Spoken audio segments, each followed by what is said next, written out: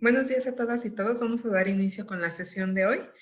Bienvenidas y bienvenidos. Para llevar a cabo nuestra actividad, les recordamos mantener sus micrófonos apagados y considerar su ambiente al encender sus cámaras. La sesión es grabada, por lo que les pedimos que si tienen algún inconveniente con aparecer en ella, nos lo indiquen para llevar a cabo la edición correspondiente. No olviden colocar sus nombres completos en el chat, ya que de esta forma nosotros pasamos la asistencia y las preguntas las podrán hacer en el transcurso de la sesión por medio del chat o bien activando su micrófono. Maestra Cris, le cedo la palabra. Bienvenidas y bienvenidos. Muchas gracias, licenciada Ruth, y gracias a la licenciada Fernanda también, que nos acompaña como todos los días. El maestro Luis Manuel ahorita está en clase, pero se incorporará en cuanto concluya. Entonces, pues vamos a dar continuidad a lo que estuvimos viendo en la clase anterior. Si me permiten, les voy a compartir.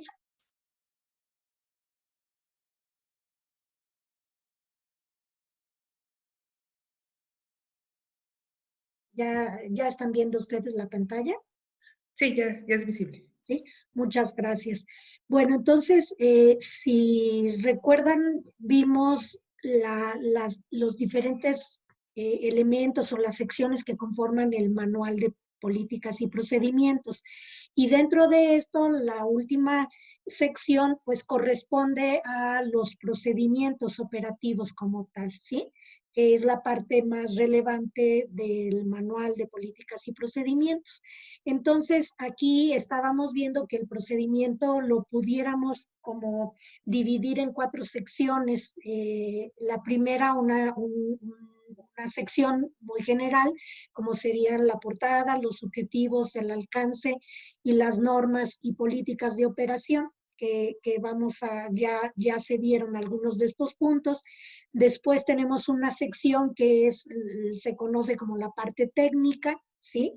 En donde se lleva a cabo la descripción de la forma en que se llevan a cabo las actividades dentro de la organización o de la institución de asistencia privada en este caso, ¿sí? Luego tenemos una sección esquemática que en muchos de los procedimientos se recomienda pues incorporar un diagrama de flujo, que es una forma resumida y más sencilla para que gráficamente se pueda comprender cuáles son las actividades que se llevan a cabo en el proceso, ¿sí? Y finalmente los anexos que pueden o no estar, ¿sí? En algunos casos se incorporan glosario de términos, formatos, alguna normatividad en particular o alguna información que se considere relevante para el desarrollo de los diferentes procedimientos, ¿sí? Entonces, bueno, estuvimos viendo ya en la clase pasada los aspectos generales, ¿verdad? La portada, la información que lleva la portada, el objetivo o propósito del procedimiento, ¿sí? Se vieron, se dieron algunas recomendaciones para la descripción de los procedimientos, un ejemplo, y pues nos quedamos aquí, ¿sí? En hacer un ejercicio para describir el objetivo de un procedimiento. En la sesión pasada estuvimos viendo el objetivo general del manual de políticas y procedimientos y ahora sí ya nos referimos a un procedimiento en particular, ¿sí? También en la clase pasada hicimos un ejercicio donde primero identificamos cuáles eran los procesos y luego de los procesos cuáles serían los procedimientos que aplicarían. Entonces, alguien de ustedes que nos pudiera hacer favor de compartir el objetivo, bueno, decirnos qué procedimiento seleccionaron y el objetivo de este procedimiento. Quien quiera participar puede activar su micrófono o bien colocar su respuesta en el chat. Sí, gracias, licenciada Ruth. Sí, vamos a dar tiempo para que alguien se anime a hacer su presentación.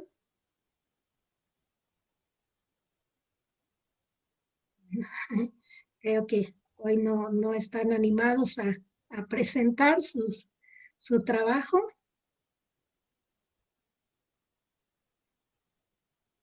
Entonces, si me permiten, lo que voy a hacer es darles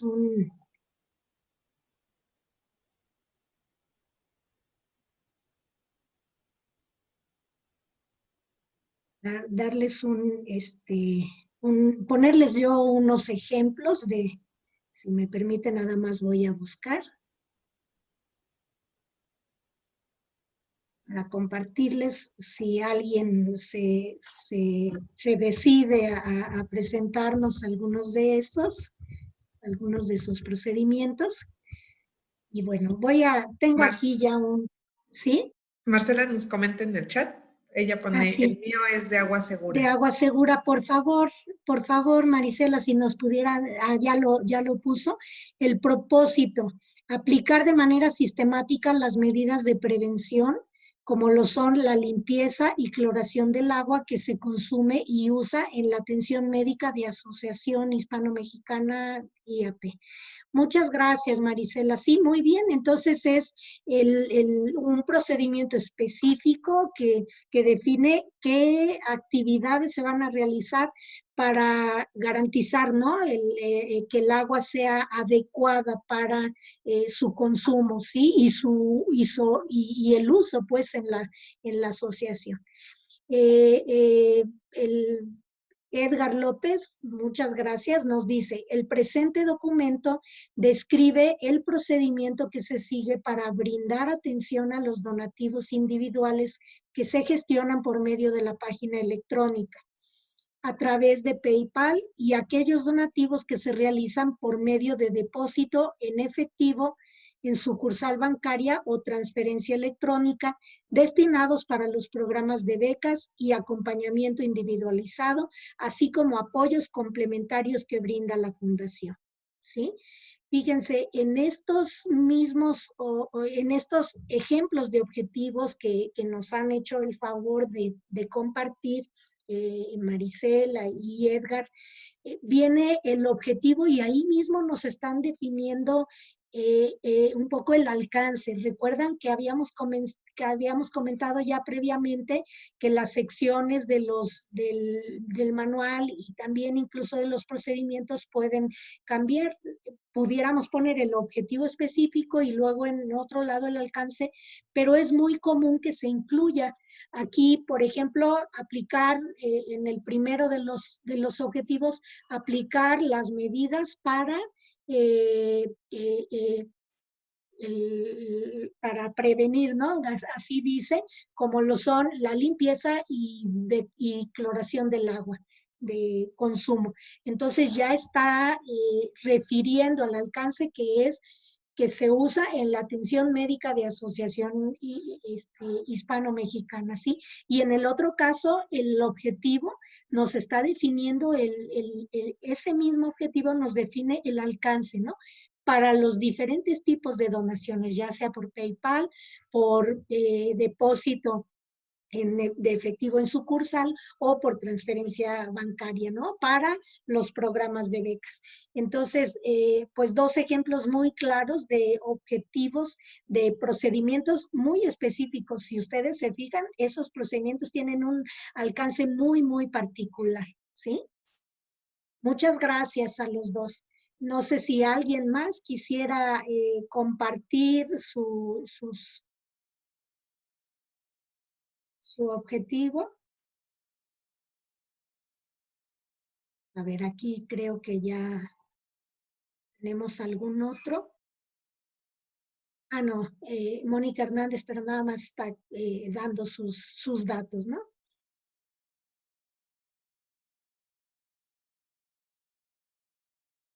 Bueno, voy a compartirles a manera de ejemplo un manual de procedimientos de otra dependencia, ¿sí? Es del Departamento de Producción de un área del Gobierno del Estado de México, ¿sí?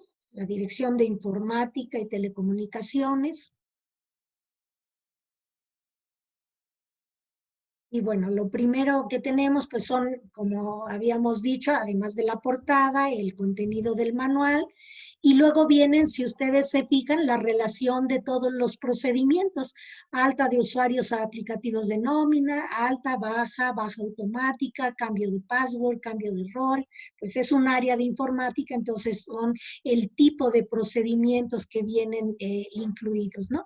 Y luego viene una breve introducción o presentación, que ya lo habíamos comentado, el objetivo general del manual de políticas y procedimientos, el cómo se relacionan los diferentes procedimientos. Esto es un apartado que ellos decidieron incluirlo, ¿no? La relación de los procesos y procedimientos, que recuerdan, pues, el proceso es la secuencia de actividades que se llevan a cabo, en este caso la integración del proceso para la programación del sistema de nómina, y los procedimientos, la forma en que llevamos a cabo las diferentes actividades. Entonces aquí vienen las altas, las bajas, los cambios, etcétera, ¿sí?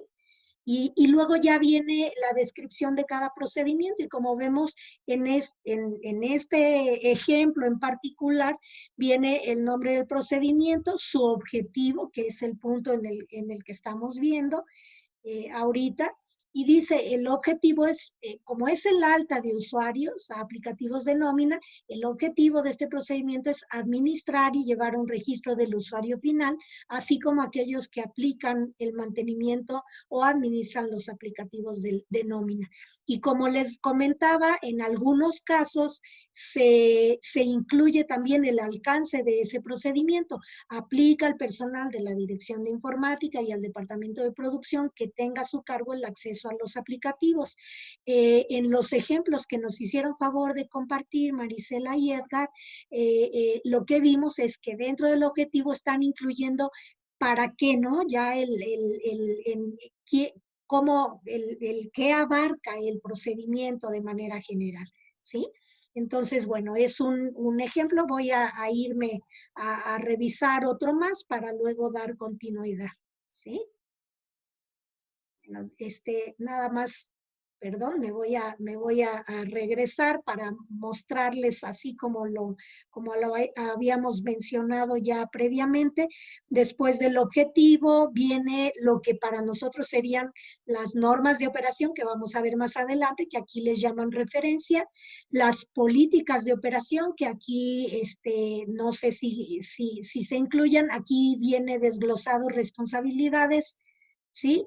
También se incluyen definiciones que las podemos tener como anexo o dentro. Aquí están precisamente las políticas de operación que les mencionaba, ¿sí? Luego vamos a ver más adelante. Y la descripción, la parte técnica del documento, ¿sí? Aquí decimos quién es el responsable, cuál es la actividad y el consecutivo de las actividades. Bueno. Entonces, y finalmente viene la parte esquemática que habíamos dicho del diagrama de flujo, que resume las actividades que se describieron en el apartado anterior, ¿sí? Aquí viene la descripción de cada actividad. Y luego, bueno, ellos ponen aquí, fíjense, indicadores de desempeño de este proceso, registros de evidencias. Ellos quisieron incorporarlo, y luego ya viene otro procedimiento como tal, ¿sí? Me voy a pasar alguno más porque estas son todas altas. Aquí, por ejemplo, viene una baja, y nuevamente, ¿no? El objetivo del procedimiento, asegurar una adecuada administración de usuarios, etc. Bueno, entonces, ¿alguna duda, algún comentario? ¿Alguien más que quisiera compartirnos?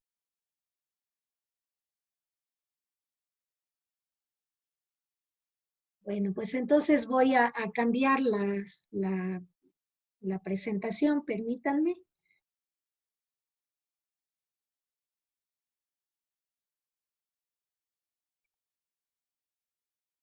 Bueno, una vez definido el objetivo del procedimiento, entonces, como habíamos comentado, en la siguiente sección de ese documento podría ser el alcance, que les digo, en algunos casos el mismo objetivo trae incluido el alcance. Dice, en este apartado se describe brevemente a quiénes aplica o a quienes está enfocado el proceso, ¿sí? Así como pudiera ser los responsables de su aplicación. Un ejemplo, este procedimiento es de aplicación generalizada y obligatoria para el Departamento de Servicios Generales y para la Subdirección Administrativa, así como para las instancias externas a las que se les solicite el trámite. ¿Sí? No sé si hay alguna duda con respecto al alcance. O sea, ¿qué es lo que abarca, quién aplica el procedimiento, ¿sí? O en qué casos aplica. Y pues se puede incluir quiénes son los responsables de manera general, ¿verdad?, de la aplicación de ese procedimiento. Y luego vienen las normas de operación, que en el ejemplo que les mostraba anteriormente les llaman referencias, ¿sí? Las normas de operación, pues, son los ordenamientos normativos o jurídicos que regulan la operación de cada uno de los procedimientos. Y es importante, como ya lo señalamos previamente en las normas de operación de manera general del manual, y de manera específica también, y también en el manual de organización, el que estas deben de ir en una forma jerárquica, ¿no? Es aquella documentación que fundamenta cómo se llevan a cabo las diferentes actividades que están integradas en el procedimiento. Bueno, aquí vemos un ejemplo. Nosotros tenemos un reglamento interno del instituto y luego de él se deriva un reglamento orgánico y bueno, hay otros documentos normativos, ¿sí? La idea es referirnos a aquellos documentos que de manera muy particular son los que sustentan, perdón, las actividades que estamos realizando en el procedimiento. Una pregunta. Sí, por favor. ¿Ahí se manejan nada más documentos normativos o documentos utilizados para este procedimiento? Es decir, los formatos internos que se crean para que el procedimiento se lleve a cabo. Sí, es este punto de los formatos que usted menciona, esto estaría integrado en otra sección del manual. Por ejemplo, como anexos, el listado de los formatos. Si vemos en el ejemplo que les mostré, después del diagrama de flujo viene decía registro de evidencias, ¿no? O sea que en realidad son los formatos que se aplican. En la parte de normas de operación son sí todos aquellos documentos jurídicos, normativos, que son los que establecen los lineamientos, ¿no? Que debemos de seguir, de tomar en cuenta en la realización de una determinada actividad. Y pudiera ser, como ejemplo, desde la Constitución Política, leyes, reglamentos, pensemos, miren, en el instituto tenemos un área que tiene que ver con los trámites para el registro de derechos de autor y registro de patentes. Entonces, bueno, los documentos normativos en los que se basa ese procedimiento, que ya describe la forma en que se lleva a cabo todo ese trámite para solicitar el registro ante el INDAUTOR o ante el Instituto Nacional de Propiedad, el INPI en México, serían, por ejemplo, la Constitución Política, ¿sí? La ley de derechos de autor, la ley de propiedad industrial, sí, los reglamentos y que aplicarían, por ejemplo, en el Politécnico, el reglamento orgánico, el reglamento interior de trabajo, donde ahí se establecen lineamientos generales, por ejemplo, de quienes podrían tener derecho a solicitar ese tipo de trámite, ¿sí? Etcétera. O sea, son digamos, toda aquella normatividad que aplicaría a la realización del trabajo. Y los formatos, pues como es algo que se genera como resultado de la aplicación, o sea, los formatos son para poder registrar la información relevante en la realización del procedimiento, esos irían en otra sección. No sé si quedó claro. Sí, gracias. Por nada. Entonces, sí, estas normas de operación sería eso, ¿no? La información, digamos, de entrada del proceso que nos va a guiar o que nos va a definir de qué manera tendremos que hacer, qué normatividad, qué lineamientos, ¿sí? Qué criterios debemos de seguir en la realización de la actividad desde el punto de vista normativo, ¿no? Porque luego viene otro apartado que ya son las políticas de operación, esos ya son criterios muy particulares. Y para la redacción, pues tendríamos que incluir el nombre del documento normativo y, por ejemplo, en dónde fue publicado, etcétera, ¿no? Y si fuera el caso, pues especificar como aquí, capítulo 1, artículo 4, fracción 2, ¿sí? En su caso pudiera ser, digamos, para la prestación de algún servicio en particular, pudiera ser la ley de instituciones de asistencia privada, ¿sí? Los estatutos en donde ustedes establecen lineamientos y criterios para llevar a cabo. Ahorita que estoy recordando en el ejemplo que nos dio la licenciada Maricel acerca del procedimiento para tener agua, digamos, agua purificada, ¿no? O agua potable para poder utilizarse y consumirse en los servicios hospitalarios, bueno, ahí pudiera ser, además de leyes, de reglamentos, pudiera ser, por ejemplo, la norma oficial mexicana que establece los requisitos o las especificaciones del agua para consumo humano, ¿sí? Bueno, entonces vamos a hacer un ejercicio sobre esto. En los procedimientos que ustedes ya identificaron, para uno de los procedimientos, yo les sugeriría utilizar el mismo en el que ya desarrollaron el objetivo, definir o identificar 3 documentos normativos, ¿no? Ya sea una ley, un reglamento, normas, circulares, cualquier documento normativo que establezca esos, digamos, lineamientos, criterios para poder llevar a cabo la actividad. Entonces, en este punto de normas de operación, generalmente lo que hacemos es citar a esos documentos que nos sirven de base, ¿no? De sustento para la realización de las actividades.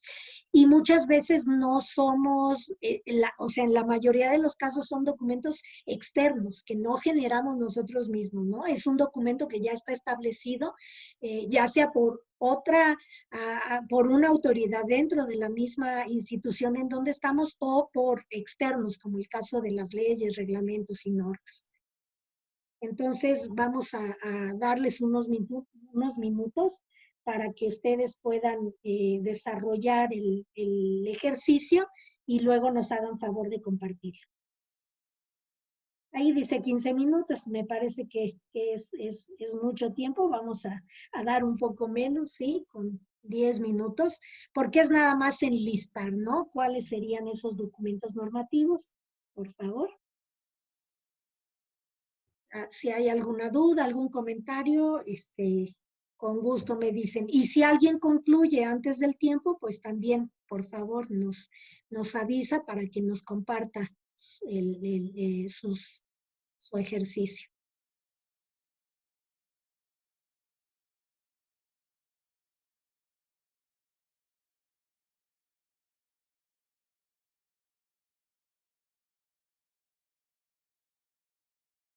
Perdón, aquí les estoy poniendo un ejemplo de normas de operación o referencias, como aquí les mencionan, ¿sí?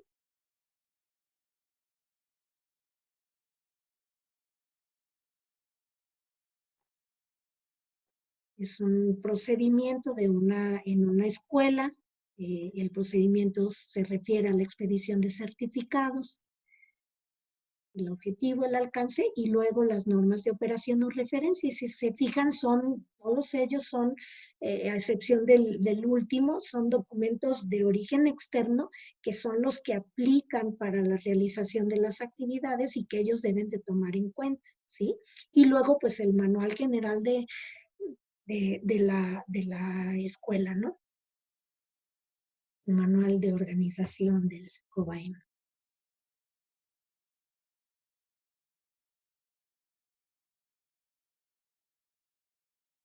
A ver, aquí ya tenemos, muchas gracias. Ya tenemos en el chat. De nuevo, licenciada Marisela de la Cruz, muchas gracias. Nos habla precisamente la norma oficial mexicana 045 para la vigilancia epidemiológica y control de infecciones nosocomiales. La norma oficial mexicana 230 de la Secretaría de Salud del 2002, salud ambiental, agua para uso y consumo humano, requisitos sanitarios que se deben de cumplir en los sistemas de abastecimiento públicos y privados durante el manejo del agua, procedimientos sanitarios para el muestreo. Muy bien.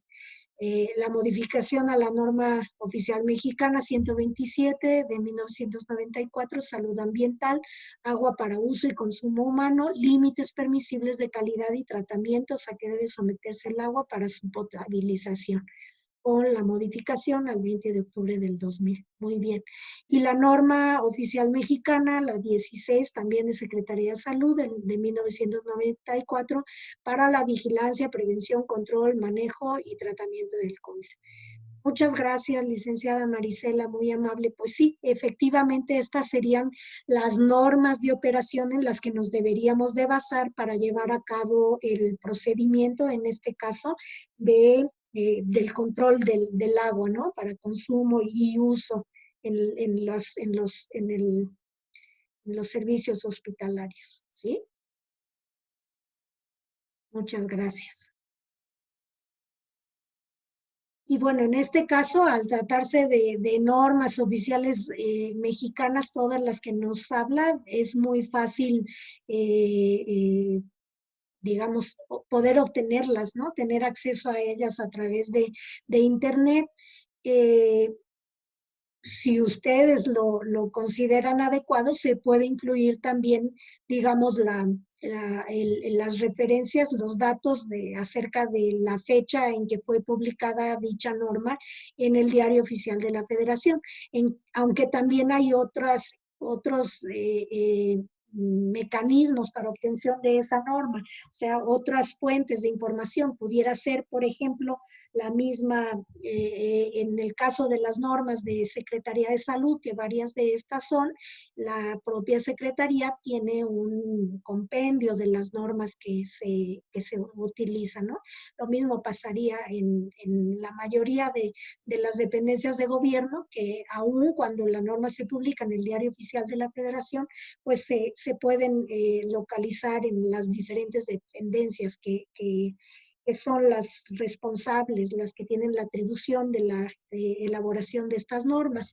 Y en México, la Secretaría de Economía es la responsable de concentrar todas las normas oficiales mexicanas y un listado, ¿no? Un catálogo de las normas mexicanas existentes, porque varias de estas normas oficiales mexicanas pueden hacer referencia a normas mexicanas que incluyen métodos de prueba, y que la diferencia entre una norma oficial mexicana es que estas son de carácter obligatorio y las normas mexicanas son de carácter voluntario.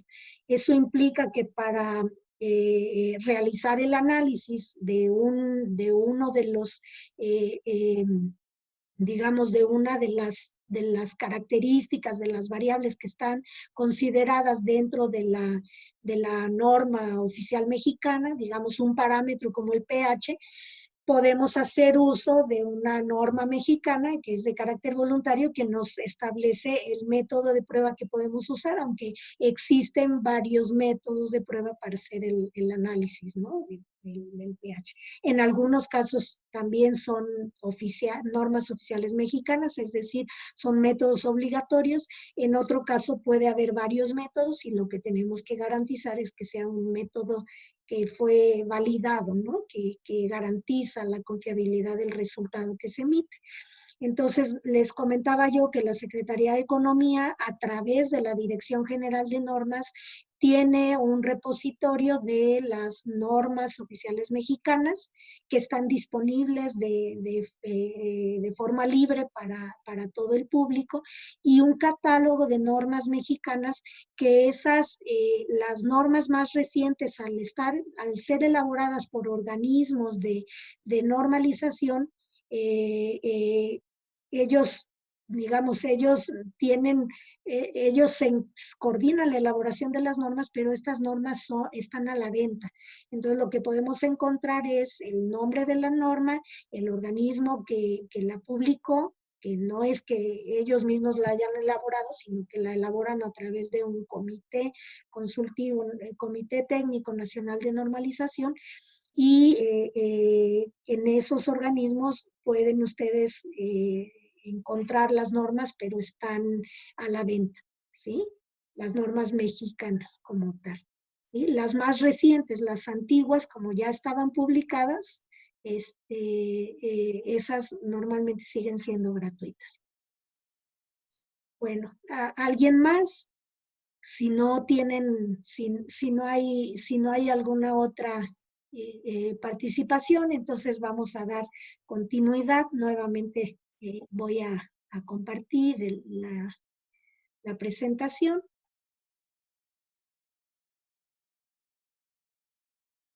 Entonces ya vimos lo relacionado con las normas de operación y ahora vamos a ver un tema adicional que son las políticas de operación, ¿sí? Esas políticas son los criterios que vamos a utilizar en el momento de realizar una determinada actividad y generalmente son criterios que aplicamos cada vez que llevamos a cabo el procedimiento, ¿sí? Entonces, en lugar de ponerlo como una actividad, lo ponemos como una política de operación para no estarlo repitiendo en las actividades, ¿sí? Entonces, esto permite garantizar cómo digamos, establecer esos lineamientos de cómo vamos a realizar la actividad sin que quede a la decisión propia de la persona que está realizando, ¿no? Dicha actividad. O sea, tenemos que tomar ciertos criterios muy particulares, ¿sí? Dentro en la realización de un procedimiento. Entonces, bueno, sirven para regular los aspectos que no se encuentran normados en los documentos normativos, en las normas de operación que ya mencionamos anteriormente, ¿sí? Son lineamientos de carácter orientador que van a facilitar la ejecución de las actividades descritas en el procedimiento en una determinada situación y que en muchos casos pues son el resultado de la experiencia de quienes han llevado las actividades durante mucho tiempo, ¿no? Es conveniente que estas políticas se definan claramente y que nos permitan, digamos, tomar una decisión cuando tenemos una circunstancia en particular, ¿sí? Dentro del procedimiento. Es decir, que nos dan los criterios para lo que debemos de hacer en alguna situación en particular, ¿sí? Que no esté prevista en el procedimiento así como tal, ¿sí? Entonces, para elaborar estas políticas es importante considerar algunos puntos, ¿no? Son lineamientos de carácter general que orientan a la toma de decisiones, ¿sí? En cuanto al tipo de actividades que se llevan a cabo. Estas tienen que ser claras y concisas para que sean comprendidas por incluso pues por personas que apenas se están incorporando, ¿no? Por personal de nuevo ingreso que va a realizar la actividad. Deben de ser específicas, ¿no? A la acción o a la actividad que se está haciendo referencia en el procedimiento y en situaciones particulares, ¿sí? Son de observancia obligatoria en la interpretación y en la aplicación y deben establecer las situaciones alternativas que pudieran presentarse durante la operación del procedimiento. Es la recomendación en la elaboración de las políticas de operación. También deben de prever la posibilidad de un incumplimiento, ¿no? De las situaciones que normalmente se llevan a cabo, las consecuencias o responsabilidades, ya sea porque no se dan las condiciones supuestas o porque se violen o alteren deliberadamente estas condiciones, ¿no? En caso de, como en la expedición del certificado, ¿no? O sea, ahí podemos decir, por ejemplo, el trámite se llevará a cabo en un periodo de 24, 48 horas, por dar algún ejemplo, ¿sí? Ese es un lineamiento, es una política de operación, ¿no? O la persona deberá realizar la solicitud utilizando determinado formato, por ejemplo, como creo que no sé si fue el licenciado Edgar que mencionaba eso, bueno, eso estaría en una política de operación, ¿sí? Deberán existir también jerarquías y secuencias y deberán de redactarse en forma secuencial, ¿no? Con respecto a las actividades descritas en el procedimiento. Digamos, en incidencias de personal, pues habría que hablar primero de los retardos, luego de las faltas y después de las bajas de personal, ¿no? O sea, en el Politécnico hasta hace tiempo decía, ¿no? Se pueden digamos que serán válidos hasta 3 retardos, ¿no? De tanto tiempo, ¿no? O sea, la hora de entrada es de 8 a 8:10, después de las 8:10, de las 8:10 a las 8:30, se considera ya un retardo. Después de 8:30 ya sería una falta de asistencia. Y pudiéramos decir 3 retardos, la acumulación de 3 retardos corresponderían a una falta, ¿sí? Y decir, ¿no? Después de tantas faltas en un periodo de tiempo determinado, pues correspondería a la baja de la persona, dando algún ejemplo. Entonces, normalmente se redactan en tiempo futuro y en modo imperativo, ¿no? Por ejemplo, todos los bienes muebles, instrumentales y de consumo adquiridos, ¿sí? Adquiridos deberán ser entregados, y lo ponemos así en un futuro, ¿sí? Deberán ser entregados y reportados al Departamento de Bienes y Custodia. Todos los títulos del acervo bibliográfico que no dispongan de más de 15 ejemplares no podrán ser, ¿sí? Y entonces aquí tenemos igual, no podrán ser otorgados en préstamos a domicilio para los usuarios de biblioteca. Es lo que se procura, ¿no? Que estén descrito, que se describa en futuro y en imperativo.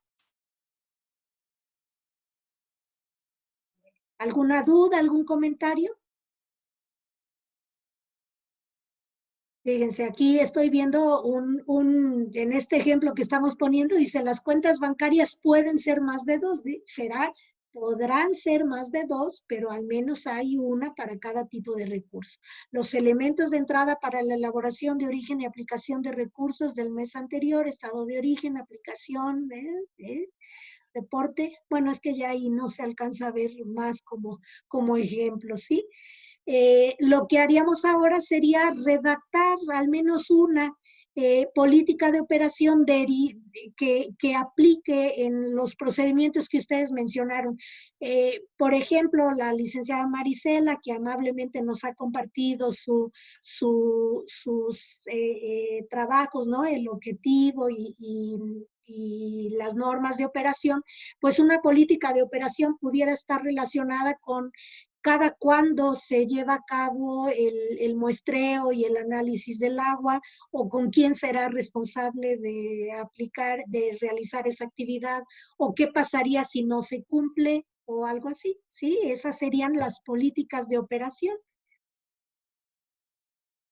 para ese ejemplo en particular. Entonces, igual vamos a tener unos minutos para que ustedes puedan realizar el ejercicio y luego nos hagan favor de compartir.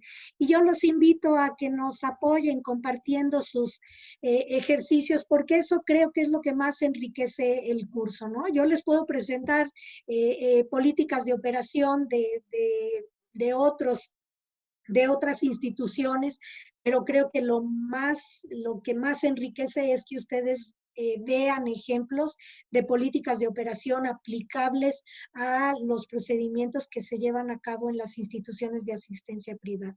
Ojalá nos puedan apoyar con esto. Entonces, tenemos 10 minutos para que hagan su ejercicio y luego comentamos. Gracias. Ya aquí el licenciado Edgar López Casca nos compartió hace un momento una política. Se sugiere dar respuesta durante las 24 horas siguientes a la recepción de un donativo, lo cual brindará confianza al donante sobre la atención y seguimiento que se le brinde a su acción de donar, ¿sí? Bueno, muy bien, muchas gracias, licenciado Edgar. Aquí la sugerencia nada más es que en lugar de decir se sugiere, como una política de operación sería, ¿no? Se dará respuesta durante las 24 horas siguientes a la recepción del donativo, lo cual brindará confianza, ¿no? Que sería el verbo en imperativo y en futuro, ¿no? Se dará respuesta durante las siguientes horas. Aquí está otra, creo que es de la licenciada Marisela, sí. La institución deberá establecer un sistema de vigilancia y control de calidad del agua para consumo, voy a resumir un poco, de la red de distribución externa e interna de la institución. O sea, primero deberá, ¿no? Establecer un sistema de vigilancia. El personal de mantenimiento deberá identificar con el código establecido en el manual la red de tinacos y cisternas de la asociación. La limpieza de tinacos y cisternas deberá realizarse al menos 2 veces al año, ¿sí? Por parte del personal de mantenimiento e incluso especifica con qué solución, ¿no? Hipoclorito de sodio al 6%. Deberá realizarse la medición diaria de los valores de pH y cloro. Entonces, fíjense, al definir toda esta serie de políticas de operación, cuando hacemos la descripción de actividades, ya nada más decimos, se realiza la medición de pH y cloro libre, ¿sí?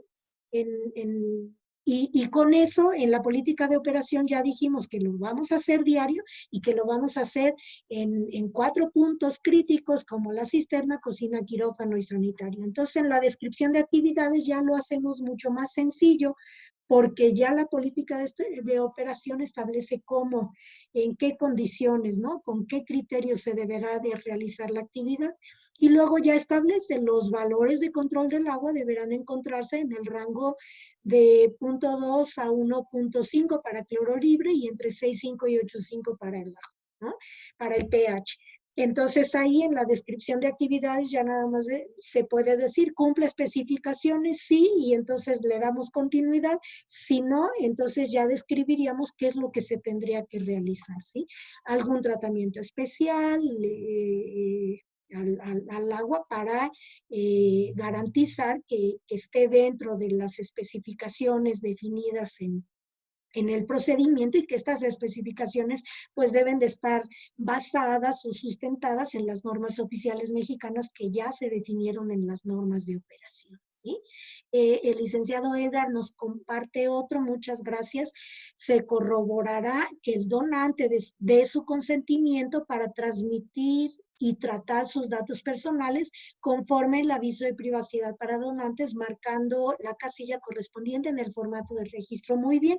¿Sí ven? Entonces, esta política de operación nos da los lineamientos sobre cómo realizar la actividad y ya no tenemos que estar describiendo toda esta información en las actividades, ¿sí? Como tal. Katy Paola Castañeda, muchas gracias, licenciada Katy, dice, política de operación para consulta externa del CIRN, ¿sí? Evitar ausentarse del lugar de trabajo durante el horario de atención. Atender y resolver inquietudes de los usuarios y brindar atención clara y precisa cuando se solicite. Las citas se brindarán en un plazo no mayor a 24 horas. Cuando no exista cita programada, se proporcionará espacio de acuerdo a las agendas. Muy bien. La recomendación solamente en las primeras es que se describa en en futuro, en imperativo. Y entonces, en lugar de decir evitar ausentarse, se evitará ausentarse del lugar de trabajo y se atenderá y resolverá inquietudes, pero es la recomendación, ¿eh? Realmente, como decimos, pues no hay nada que nos obligue a seguir esas recomendaciones como tal. Y si para ustedes el hacerlo de esta manera, porque creo que lo importante es establecer las políticas de operación, pues es adecuado, ¿no? La recomendación en la elaboración de las políticas es normalmente que se haga así, como imperativo, porque en realidad es, como decimos, la política de operación es algo que de manera obligatoria tenemos que llevar a cabo cuando estamos realizando las actividades de, perdón, la alarma, ¿sí? Entonces, les decía, como es algo obligatorio, la política de operación es algo que debemos de tomar en cuenta cuando estamos haciendo las actividades o para tomar una decisión de qué hacer en una situación. Entonces, por eso es que se busca que sea en imperativo y en futuro. ¿Sí? Creo que aquí hay, perdón. Es Luis Manuel, que ya se incorporó, está diciendo buenos días. Pensé que era alguna otra. Al contrario, muchas gracias a ustedes por haber compartido con nosotros estas políticas de operación que, como les decía, creo que es lo que más enriquece, ¿no? El curso, el tener ejemplos muy claros y muy específicos de las instituciones de asistencia privada. Bueno, si no hay más comentarios o alguna participación adicional, ¿no? Entonces pasaríamos al siguiente punto. Ya que establecimos, ya que definimos las normas de operación, bueno, el objetivo del procedimiento, si lo consideramos conveniente de manera independiente, el alcance del procedimiento, las normas de operación y las políticas de operación, entonces continuaríamos con la parte técnica, ¿sí? Esta primera parte era la parte general. A ver si... Sí, Luis Manuel, creo que está tomando la palabra. Exactamente. Bueno, ya no, me perdí de los ejemplos que pusieron y de lo que comentaron, seguramente de las políticas que hicieron y que propusieron, pero déjenme, yo quería comentar algo. No lo quise comentar desde la primera vez que tuvimos el curso, el viernes de la semana anterior, pero vean aquí una cuestión que pasa aquí en la escuela ahorita a propósito del COVID, de que ya estamos dando clases presenciales. El jueves de la semana pasada estaba yo dando mi clase de 9 a 11 de la mañana. A las 10 nos fueron a sacar porque habían detectado un caso de COVID en mi salón. No fue de mi grupo, sino parece que fue de un día anterior, pero nos sacaron y nos dijeron, no, pues ya las clases van a ser en línea, al menos a lo que termina la semana. Ya la siguiente semana ya regresan a la clase. Entonces el viernes que iniciamos el curso, dimos nuestra sesión desde casa, porque no me iban a dejar aquí dar mi clase. Y además era yo un posible caso de contaminar a mis compañeros, entonces me quedé en casa. Pero vean cómo aquí se dan las políticas, depende de lo que hayan hablado, pero vean que se dan para casos también excepcionales. Si bien es cierto, aquí se maneja un protocolo de seguridad de que si se detecta un caso de COVID, tenemos que abandonar las instalaciones y continuar nuestras clases en línea. No, como esto es reciente, seguramente no ha quedado como una política establecida, sino como un protocolo nada más, pero vean que de aquí se puede desprender una política y decir, en un dado caso de que haya alguna situación que ponga en peligro, y ya no nos referimos nada más a la situación del COVID, sino que ponga en peligro la integridad física de la comunidad del plantel, se irán a tomar clases en línea hasta nuevo aviso.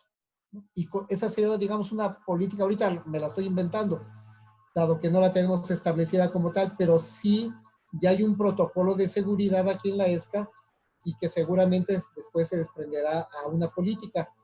Vean cómo este tipo de situaciones excepcionales están sanitizando, perdón, están sanitizando, por eso el ruido ese. Vean cómo de una situación muy particular se pueden derivar políticas porque esas marcan cosas excepcionales que no se dan a diario, independientemente de otras cosas que seguramente ya vieron aquí con Cristi. Nada más quería poner ese ejemplo. Perdón, Cristi, ahora sí podemos continuar, ya sea que tú o quieres que continúe, no hay ningún problema. Y bueno, si gustas en lo que te incorporas bien, nada más presento esta primera parte y ya luego tú le sigues, ¿sí? Bueno, decíamos, hasta ahora vimos la parte general que comprende un procedimiento, ¿sí? La portada, la introducción, el objetivo, el alcance, las normas y las políticas de operación, ¿sí? Entonces vamos a continuar con la parte, digamos, medular de un procedimiento, que es la parte técnica, ¿sí? En donde se lleva a cabo una descripción detallada de la forma en que se realizan las actividades. Aquí, digamos, este es un formato muy utilizado, pero no es la única manera de hacer la descripción de las actividades. Esto, pues, lo define cada organización, ¿sí? Cada institución de asistencia privada en su caso. Entonces tenemos, por lo general, se recomienda poner el consecutivo de actividades y si no, pues simplemente la descripción de actividades en orden secuencial, quién es responsable de la actividad, la descripción como tal de la actividad y en su caso los registros, ¿sí? O los formatos o registros que resultan de la aplicación de esta actividad. El licenciado Edgar comentaba previamente y bueno, aquí ya podríamos estar incluyendo esos formatos o el registro resultante, ¿no? El formato es el documento que establece cuáles son los campos, cuál es la información que se debe de incorporar y el registro es el formato una vez que ya fue llenado, ¿sí? Entonces, aquí tendríamos el procedimiento para la realización de auditorías, ¿no? Me imagino, y entonces la primera etapa es la programación de auditorías, y aquí vemos, ¿no? El coordinador de calidad institucional y ya describe las actividades como tal. Más adelantito vamos a ver, normalmente lo que hacemos es en tercera personal singular, y recuerdan que ya habíamos hablado de que se pueden combinar algunas de las actividades cuando vimos en la elaboración del procedimiento para poderlo hacer más sencillo, ¿sí? Define y elabora el programa anual de actividades, estructurado y programado de acuerdo a los siguientes puntos, ¿no? Entrega el enlace al enlace de calidad para su revisión y aquí no se pone quién es responsable porque mientras siga siendo la misma función, entonces podemos obviarlo, se da por entendido que las siguientes actividades las realiza la misma función, ¿sí? Y bueno, a lo mejor, fíjense en esto, de acuerdo a los siguientes, resultados de auditorías, no conformidades registradas, esto pudiera ser también una política de operación, ¿no? Que en el programa se deberán de considerar tantos puntos y aquí entonces nada más se diría, define y elabora el programa anual de actividades de acuerdo a los criterios establecidos, ¿no? En las políticas de operación y así facilitamos la descripción de las actividades. No sé si ya quieras continuar, Luis. Sí, gracias, Cristi. Bueno, buenos días a todos nuevamente, perdón, pero ya estamos aquí integrados, licenciada Ruth, licenciada Fer, muchas gracias. Cristi, si está el licenciado Paredes y la maestra Susi también, y a todos nuestros participantes también, por supuesto, muy buen día. Efectivamente, entonces, dentro de la estructura de los procedimientos, como vieron en el formato anterior, está el responsable. Es el responsable de las actividades, ¿no? De quién la va a realizar y que se refiere a todos los órganos opuestos de la estructura orgánica, que son los responsables de la ejecución de la operación, por supuesto, y el cumplimiento de las actividades del procedimiento. Y únicamente se debe mencionar un responsable por actividad, porque no puede haber dos áreas funcionales responsables de la misma actividad. A lo mejor participan en el procedimiento, pero una actividad la hago yo como área funcional y otra actividad la hace Cristi como otra área funcional, ¿sí? Pero no hacemos lo mismo. Estaríamos malgastando los recursos o no utilizándolos bien. Entonces, es importante que solamente haya un área funcional como responsable de cada una de las actividades. Y debe ser Perdón, alguna Luis. de las... Sí, perdón, Cristi. Perdón, en este ejemplo que tú estás dando, además digamos, de desperdiciar recursos, lo que estaríamos haciendo es tener una laguna, porque si hay dos responsables de la misma actividad, tú puedes suponer que yo lo hago y yo puedo suponer que tú lo estás haciendo como funcione, Hace, ¿no? Y ¿verdad? entonces finalmente a lo mejor no se hace. ¿Y quién es responsable? ¿Verdad? Así es. Cuando esa responsabilidad es compartida. Bueno, a veces sí podemos hablar de un equipo de trabajo, pero normalmente hay una función que es la responsable de coordinar que la actividad se realice, ¿no? Así es. Sí, sí, sí, muy cierto, Cristi. Entonces se puede dejar de hacer la actividad y imagínense. Entonces, pues bueno, este responsable, como dice aquí, debe ser una figura jurídica dentro del organigrama o cualquier institución o persona externa que participe dentro del procedimiento, ¿sí? Porque puede ser un proveedor de comida, ¿verdad? De servicios de alimentos, que me esté a mí llevando los alimentos a mi área de comedor para yo ahí procesarlos y darle de comer a los niños, ¿no? Por decir algo. Sí lo puedo poner. Y puedo poner también, obviamente, al beneficiario que no pertenece a la organización, pero que sí es una parte interesada y que, por supuesto, en este caso es el que recibe, en el caso de un servicio de comida, recibe ese beneficio, ¿no? Por parte de la institución de asistencia privada. Entonces, sí lo podemos poner en el procedimiento, ¿sí? Y respecto a las figuras jurídicas dentro del organigrama, deberán mencionarse, evitando decir el jefe de, el director de, el supervisor de, no, ponemos únicamente el área, el nombre del área administrativa, recursos humanos, el departamento de ventas, la coordinación de gestión de la calidad, no sé, y no ponemos el nombre de la persona, porque si los pusiéramos, esto nos obligaría a actualizar un procedimiento. Si una de ellas se cambia, renuncia y ponemos a otra persona, tendríamos que modificar el procedimiento, entonces no tiene caso. El área y quien sea el responsable de la misma es quien ejecuta la tarea, entonces ponemos el nombre del área funcional y no el jefe, no el director, no el coordinador, no el supervisor, no el operativo, ¿verdad? Y cuando un mismo órgano sea el responsable de realizar una serie de actividades de manera continua, como lo vimos en el ejemplo de la diapositiva anterior que mencionaba Cristi, solo debe de ir el nombre en la primera de dichas actividades, hasta en tanto no haya un cambio de responsable dentro del procedimiento. Quería irme... si puedes regresar al anterior, Cristi, de favor. No, al anterior. Ahí está, ¿verdad? Cristi lo mencionó muy bien. Nada más aparece en la actividad 1.1, en el número 1.1, y ya no aparece en la 1.2 y en la 1.3 el coordinador de calidad institucional.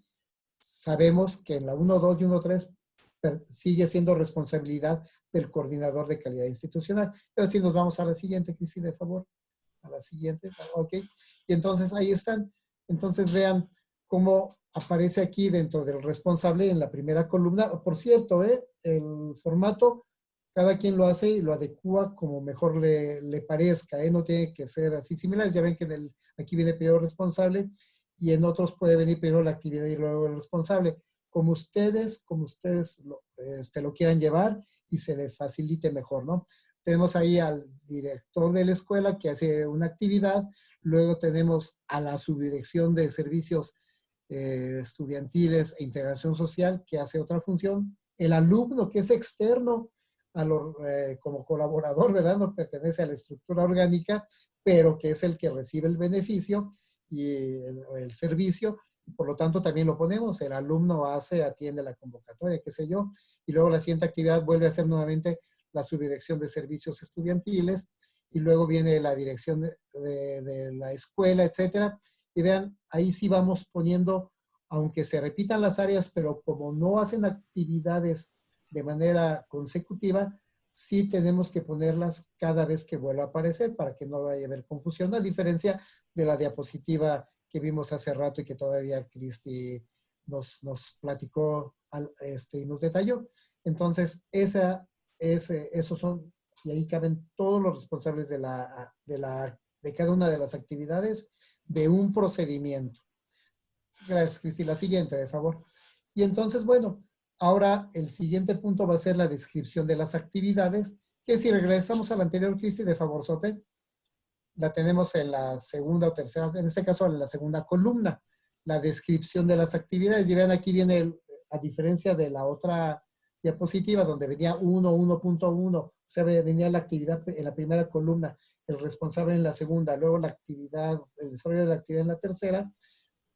En esta viene primero el responsable y luego viene la descripción de la actividad y ahí mismo viene la numeración. Ahora sí, bueno, es una narración cronológica secuencial de todas las actividades, bueno, de cada una de las actividades, pero de todas, y que están concatenadas y que precisan la manera sistemática de cómo se lleva a cabo el proceso, y en este caso, del cómo me lo dice el procedimiento. Este procedimiento debe definir de forma clara y concisa quién, cómo, cuándo y dónde se ejecutan las actividades, iniciando con un verbo conjugado en tercera persona del singular y en presente del indicativo. Y ahí están los ejemplos: verifica, corrige, recibe, envía, atiende, qué sé yo. Entonces, verbo conjugado en tercera persona del singular, del presente del indicativo, ¿sí? Y también se deben de mencionar los documentos que se originan o que se utilizan, así como los medios por los cuales se puede enviar o recibir información: un oficio, una tarjeta, un memorándum, avisos, correo electrónico, de manera económica, verbal, telefónica, etcétera. Todas las que ustedes puedan considerar. Eso sí, evitando el uso del prefijo, bueno, con el verbo, el prefijo se. Aquí les ponemos en rojo el ejemplo incorrecto. Se recibe y se revisan los documentos. No, recibe y revisa los documentos. Ahí lo especificamos en el color verde, ¿no? Recibe y revisa. Recibe y revisa. Entonces, no se recibe y no se revisa. ¿Sí? Eso es importante. Ahora sí, Cristi, de favor, la siguiente. Sí, Y de nuevo, de nuevo También. recordemos que esta es la recomendación, ¿no? Que Claro. cuando describamos las actividades se haga iniciando con el verbo en tercera persona del singular, evitando este prefijo se. Sin embargo, pues si algunos de ustedes tienen ya definido, descrito su manual de procedimientos, ya elaborado y lo tienen de esa manera, lo importante es que sea claro y que se comprenda.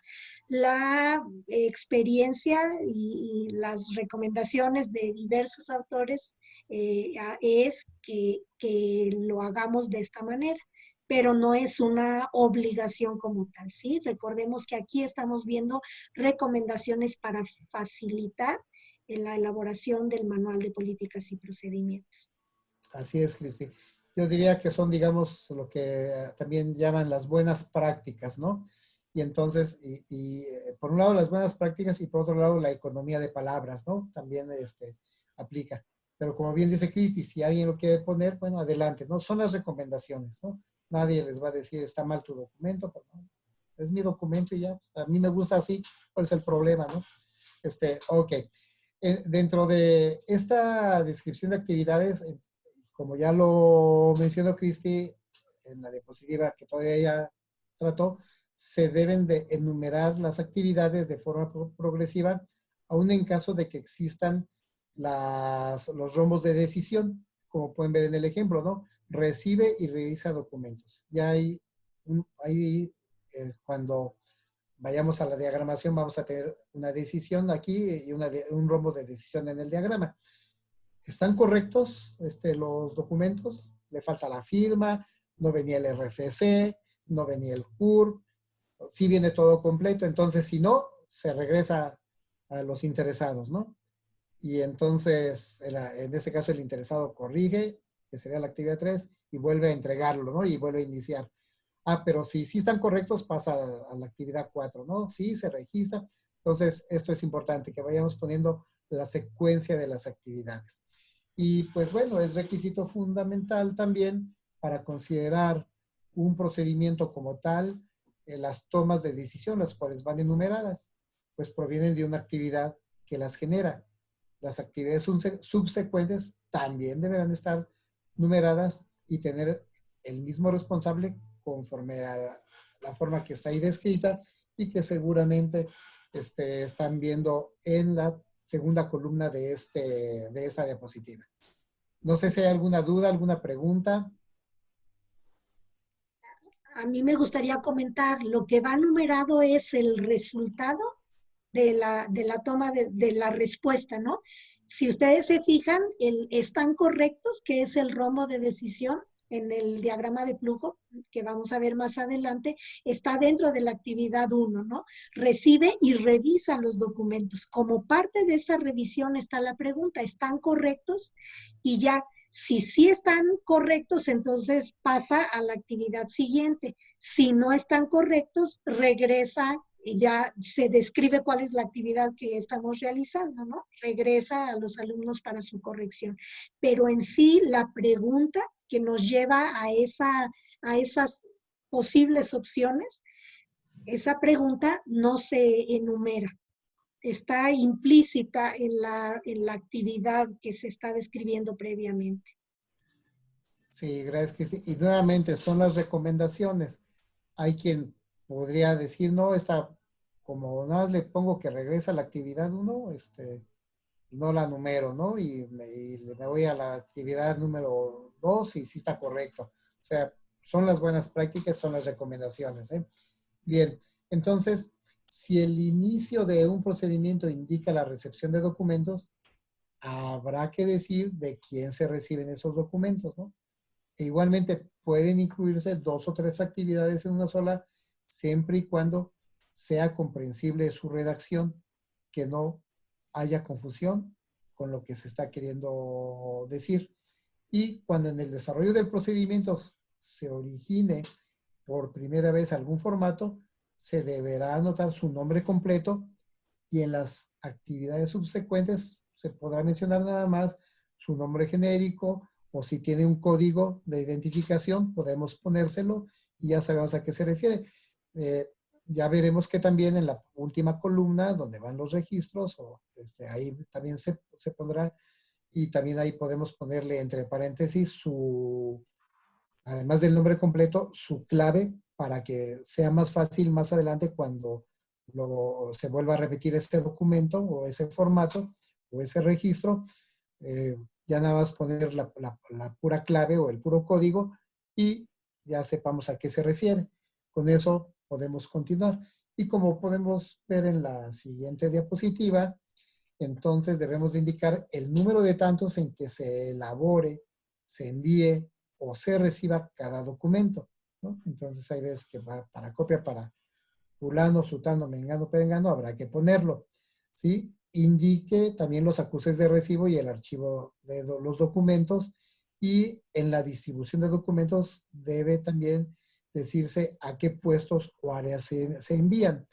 Y cuando termine el procedimiento, siempre vale la pena poner fin del procedimiento para que tampoco quepa duda de si ya es el fin o faltan poner actividades, si quedó incompleto. Entonces, fin del procedimiento. Y son de las buenas prácticas. Y como podemos ver en la siguiente diapositiva, ahí tenemos, miren, por ejemplo, aquí en esta parte, en la primera hoja que está a la izquierda, vean que, bueno, si leemos el procedimiento, vean que de la actividad 2 a la 3, ahí seguramente hubo algún error, porque la actividad 2 lo hace la Subdirección de Servicios Educativos e Integración Social. Y luego dice, lee la convocatoria, porque dice, publica la convocatoria, ¿no? Y con requisitos y da información. Pero dice, lee la convocatoria y solicita formato de cambio de carrera. Como no pusieron nada ahí, pensaríamos que es la subdirección. Entonces, no, aquí tenemos que ver, oye, ¿tú haces esto? Ah, no, no, eso lo hace el alumno. Ah, corregimos y entonces ya debemos de poner, el alumno es el que se hace eso, el que hace eso. Y de tal manera que entonces ahora sí, en la actividad 4 vuelvo a poner el nombre de la subdirección y vale la pena ponerlo porque en la actividad 3 no lo hizo ella, aunque si yo dejara así el formato, daría a entender. Todo eso se tiene que revisar y cualquier error que detectemos lo debemos de poner. Igual en la parte de abajo, en la actividad 6, donde dice entrega oficios a los interesados en original y 3 copias y turna A. Y si se dan cuenta, ahí dice original para tal, una copia para tal, otra para tal, otra para tal y otra para tal. Entonces no son 3 copias, son 4. Y entonces también ahí vale la pena hacer la corrección. ¿Sí? Entonces, a veces por como decimos, la ceguera de taller, dejamos de pasar esto, pero cuando ya lo lee otra persona o cuando lo pasamos a validar al área que lo hace, al área responsable, me va a decir, oye, mira, aquí te faltó alumno, aquí te faltó decir, te faltó poner que no son 3, son 4 copias. Entonces, vale la pena ahí que un tercero revise y también que obviamente el interesado, la parte responsable, también lo haga para que si yo hice esto y me equivoqué, lo pueda corregir de manera inmediata y el procedimiento quede bien hecho. No sé si hay alguna pregunta, alguna duda. Yo quisiera comentar también en la actividad 8, dice alumno recoge dictamen técnico y luego vuelve a repetirse alumno. Si recuerdan, una recomendación es que no se repita si es la misma función quien está llevando a cabo la actividad. Entonces aquí la podemos eliminar, pero además podríamos simplificar el procedimiento si pusiéramos recoge dictamen técnico y entrega copia fotostática a la escuela. Ahí estamos ya en una sola actividad, estamos resumiendo 2, que es la parte de combinar que mencionaba Luis Manuel en una de las clases anteriores, ¿sí? Entonces, bueno, si vemos, es una crítica constructiva para poder mejorar, ¿no? Los documentos que tenemos, que no es que esté mal, o sea, finalmente se está describiendo la actividad, pero podemos mejorarlo en función de las recomendaciones que se establecen para la elaboración del manual de políticas y procedimientos. Efectivamente, efectivamente, Cristi, muchas gracias. Siempre habrá algo que mejorar, definitivamente. Y esto que menciona Cristi de combinar las actividades 8 y 9 hace que finalmente existan menos pasos, a pesar de que se llevan las mismas actividades, pero que en el escrito y en la diagramación cuando la veamos van a ser menos pasos y se nos va a facilitar más la comprensión de esto. Y entonces, pues bueno, por eso es que de un momento dado se puede mejorar todo, ¿no? Todo es susceptible de mejora. Muy bien. Ahora sí, vamos a la última columna, que son los registros, ¿no? Y entonces, aquí son un tipo de documentos que sirven de evidencia objetiva, dado que contienen todos los datos que respaldan la existencia o veracidad de algo. La convocatoria, el dictamen técnico, todo eso, y debemos de ponerlo ahí en esa tercera columna, ¿no? Y para el seguimiento de los registros, en la parte de descripción de la actividad, se menciona el nombre del documento, si son originales de preferencia. Estos son las recomendaciones, nuevamente son las mejores prácticas. Hay quien a veces no lo pone, pero se recomienda. El original, las copias, los documentos electrónicos y el momento en que se origina, en que se copia, en que se entrega, en que se recibe, en que se archiva. Esto que nos ayuda a que tengamos una mejor localización de la información y saber, conocer qué áreas responsables tienen su resguardo, ¿sí? Obviamente la más importante es quien conserva la original, pero no me pasa nada si tengo a la persona que hizo el documento y lo envió ese original a otra vez, pero él se queda con una. esos son los documentos más importantes. Y si a terceros se les mandó copia, no es que sean menos importantes, sino que como no son, eso es nada más para conocimiento de ellos, no pasa nada si en algún momento dado esas copias, después de un tiempo dado, según la Ley Federal de Archivos, se pueden desechar, mientras que sobre todo el original, ese posiblemente pase al archivo histórico, que ya habíamos hablado de esto. Esto es muy importante para esto, y que el documento, el original y el de la copia principal, que es la que lleva el sello de acuse de recibo de todas las demás áreas, se conserve por cualquier situación que sea. Los otros que son para conocimiento, por la misma ley de archivo, nos permite clasificarlo de una manera que generalmente a los 2 años se pueden destruir, pero eso ya es cosa de otra cuestión, ¿verdad? Bien, no sé si hay alguna pregunta, alguna duda. Y esos registros van en la última columna. Y bueno, pues vamos entonces a nuestra siguiente actividad, que corresponde a esta descripción técnica de actividades, y es que para el procedimiento que ya ustedes escogieron hace rato en el ejercicio anterior, escriban al menos, pueden ser más, 3 actividades que se lleven a cabo de manera secuencial, mencionando el responsable y los registros generados si aplicaran. Y para esto, pues, les vamos a dar 15 minutos. Y pues ustedes conocen todo eso y pueden decirlo. Y si ya tienen algún procedimiento establecido en su organización, también lo pueden poner. Entonces, no sé si hay alguna duda, algún comentario. Cristi, ¿alguna recomendación también? Si no, para empezar a poner aquí el cronómetro. Okay.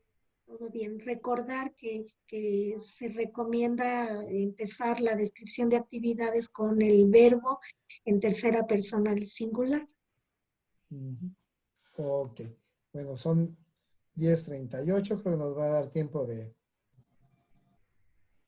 Ya empieza a correr el tiempo. 15 minutos.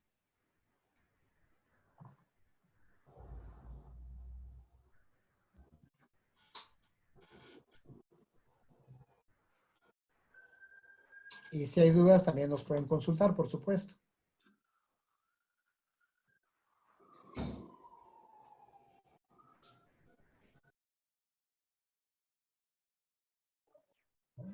Buen día, ¿puedo compartir?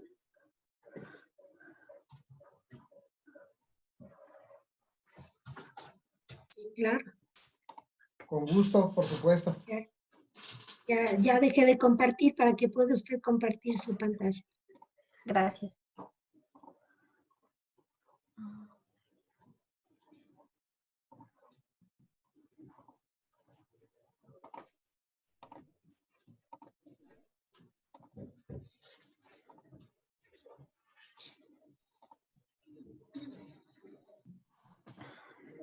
Esto es lo que logré avanzar.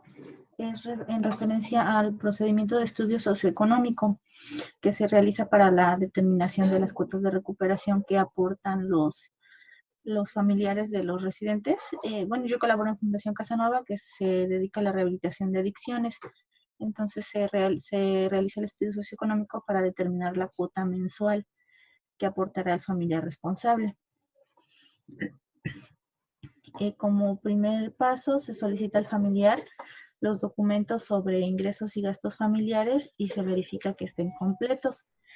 En caso de que no estén completos, se solicitan soportes alternativos. Por ejemplo, bueno, tenemos un checklist, pero en el caso de personas que no cuentan con comprobante de ingresos o que rentan y que no les dan este comprobante propiamente, entonces tenemos también una lista como de documentos alternativos. Después de que se reciben y se revisan los documentos, se entrevista al familiar, el trabajador social entrevista al familiar y hace el llenado del formato de estudio socioeconómico. Luego, en base ya a los documentos y a la entrevista, se determina el nivel socioeconómico de la familia y se coteja la disponibilidad de subsidios para establecer ya la cuota de recuperación. Que aquí en el último paso pues ya interviene la administración. Ok, muy bien. Las 3 primeras actividades las hace trabajo social, muy bien. Y la última de administración, vienen los documentos que se generan. Ahí está utilizando un checklist para verificar todo esto. Una pregunta, cuando solicitan al familiar responsable esos documentos, el familiar llena un formato con ustedes, alguna solicitud. Bueno, el llenado del formato se hace durante la entrevista. Ah, ok, perfecto. Entonces él no lo hace, ok, No. pero lo va haciendo el trabajador social. ¿Y ese Sí. llenado se hace en esta actividad 1? No, lo hace una vez, bueno, primero recibe los documentos y se Ajá, revisan y en la entrevista va llenando el trabajador social junto con el familiar el formato. ok, muy bien. Entonces ya se entrevista al familiar, trabajo social, y una vez que va llenando, entonces va llenando como que ese formato, ¿verdad? También. Y en Sí. ese momento que se llena, ya determina, a lo mejor hay otra cosa ahí, pero en ese momento ya determina el nivel socioeconómico, ¿verdad? Entiendo yo. Sí, es que bueno, en el formato de estudio socioeconómico están unos rangos de categorías Ah, para ubicar el nivel. Entonces, de nivel. acuerdo al puntaje que se obtiene Muy del bien, formato, ahí hace la determinación. muy bien, muy bien. Ahorita tal vez podamos también ahí sugerir otras cosas, pero me parece bien. Al final coteja la disponibilidad, bueno, la administración coteja la disponibilidad de subsidios. Mi pregunta sería, ¿y cómo se entera administración de que tiene que cotejar disponibilidad de subsidios? Bueno, el trabajador social hace la solicitud de la revisión. Entonces me Ah, faltaría anotarlo. eso, ¿eh? Esas tipo de preguntas que hacemos es justamente para ver si no nos faltó algo, si nos sobra algo, ¿verdad? Muy bien. Pues a mí me parece bien, y las preguntas van en ese sentido. Ahorita voy a hacer otras, pero me gustaría que Cristi aquí nos comentara también algo. Sí, me parece muy buen ejemplo el que el que nos está compartiendo la licenciada Guadalupe. Y si vemos, por ejemplo, en la primera actividad donde dice que solicita los documentos de ingresos y gastos familiares y verifica que estén completos, aquí lo ideal es que se haya establecido una política de operación en donde se diga cuáles son esos documentos que se solicitan y sea con base en eso que va a poder definir el trabajador social cuando esté revisando la documentación si están completos o no, ¿verdad? Con eso estaríamos complementando la información que dice aquí, porque acá nada más dice documentos de ingresos y gastos familiares, pero ¿cuáles serían? Entonces ya ahí a lo mejor se pone, ¿no? No sé, el comprobante de pago que recibe la persona si está trabajando o algún otro comprobante de ingresos si son trabajadores, digamos, independientes, pues tal vez las declaraciones que hace ante Hacienda, ¿no? De lo que percibió de ingresos y de gastos, pues pueden ser, no sé, recibos de luz, de agua, de gas, lo de la renta, si es que paga renta, etcétera, ¿no? Entonces, esos documentos pudieran estar descritos en la política de operación del documento. Y aquí viene la descripción de actividades. De acuerdo a las recomendaciones, una sugerencia podría ser que en lugar de decir en caso contrario solicita los soportes, ahí se podría decir verifica que estén completos. Y la pregunta pudiera ser, ¿están completos? Si es sí, pasa a la siguiente etapa que sería entrevista al familiar. Si es que no, entonces solicita soportes alternativos, ¿verdad? Pero en realidad, así como lo puso usted, está correcto. A veces el rombo de decisiones lo que nos refleja, particularmente en el diagrama de flujo, es que ahí estoy teniendo un punto de control, ¿no? El primer punto de control en su procedimiento es si entregó la documentación completa. Y entonces el diagrama de flujo me sirve para eso, ¿no? Para fácilmente identificar dónde tengo un punto de control en el procedimiento. Pero a mí me parece muy adecuado. Muchas gracias, licenciada. Sí, gracias, Oscar. Y a mí también, y justamente por eso dije que se debería de generar ahí una política, iba a hablar esto que mencionó Cristi, y efectivamente, pues ya lo mencioné, ya no lo digo yo, pero está muy bien. Acá sería, por ejemplo, en este formato de estudio socioeconómico, si tuviera algún código, ese formato, valdría la pena también ponerlo ahí, como se sugiere. Entonces, nada más, ¿no? Pero si lo tienen, si no lo tienen, no, claro. Pero esto es, porque a veces, pues, sobre todo cuando están en un sistema de control de documentos, y aunque no lo tienen, se pueden controlar, ¿eh? No tengo que estar forzosamente en un sistema de gestión de calidad para no controlar mis documentos o para controlarlos. El control debe ser siempre, pero ayudaría, ¿no? Entonces, también a mí me parece muy bien. Efectivamente, y a veces esa pregunta nada más que hice fue para ver precisamente, háganse ustedes esas preguntas, ¿no? Oye, bueno, ya entregó y entrevista al familiar responsable, bueno, sigue siendo la misma persona, pero cuando cambia en este caso, coteja disponibilidad y cómo conoce la administración que tiene que cotejar. Entonces, ya ahí ustedes pueden decir, no, pues es que aquí se dice o no se dice o faltó, qué sé yo. Entonces, muy bien, muchas gracias. Pues felicidades, la verdad. No sé si alguien más quiera comentar, mostrar su trabajo.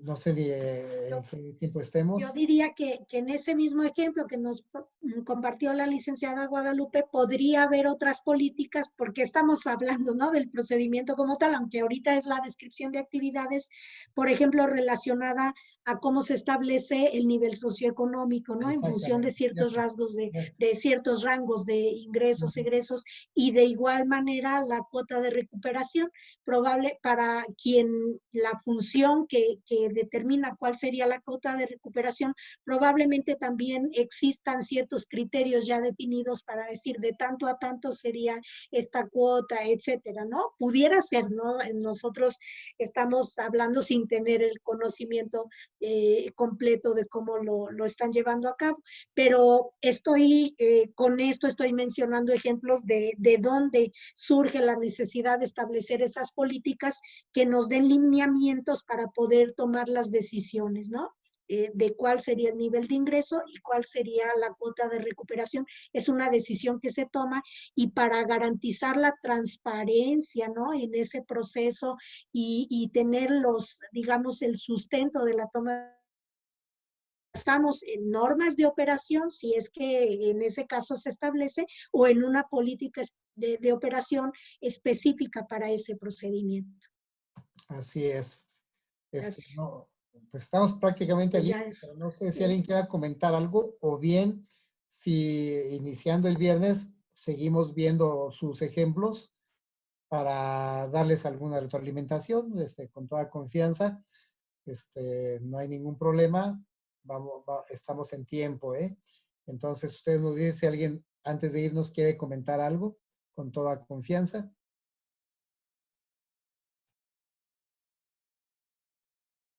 ¿No? Bueno, entonces, ¿qué les parece si el viernes iniciamos con algunos de ustedes que quieran compartirnos sus actividades para después irnos ya a la tercera parte, que es la esquemática? Sí, ya vimos que es la general, que ya la vieron con Cristi, ¿verdad? La general. Luego la otra parte, ¿se acuerdan cuál era?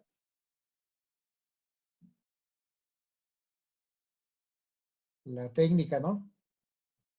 ¿Sí? Y que es esa que estamos haciendo, ¿no? La secuencia de actividades, la parte técnica. y entraríamos ya el viernes, después de que den sus ejemplos, a la tercera, que es la esquemática. Esa es, digamos, la más extensa, porque tenemos que tener mucho cuidado al diagramar. Y finalmente la última, y con la que concluiríamos el curso, sería la de los anexos. La de los anexos. Entonces, pues bueno, salvo que ustedes digan otra cosa, Cristi, tú también, si tienes algo que comentar, si no, aquí le dejaríamos para continuar el viernes. Agradecer a todos su asistencia y particularmente a quienes nos han apoyado compartiendo la información de sus instituciones. Muchas gracias a todos. Gracias, licenciada Ruth, y gracias, licenciada Fernanda, también por su apoyo. Buenos días y nos vemos el Gracias a viernes. ustedes, maestros. Nos vemos el día viernes. Que Nos pasen vemos un el buen día. viernes. O sea, Ruth, Gracias. Fer, muchas gracias a todos, muchas gracias. Y entonces, quien guste participar el viernes, ahí 2 o 3 seguramente podemos verlo, con toda confianza. Que tengan muy bonito día. Cuídense mucho. Gracias, Cristi, también a ti. Buen día, gracias.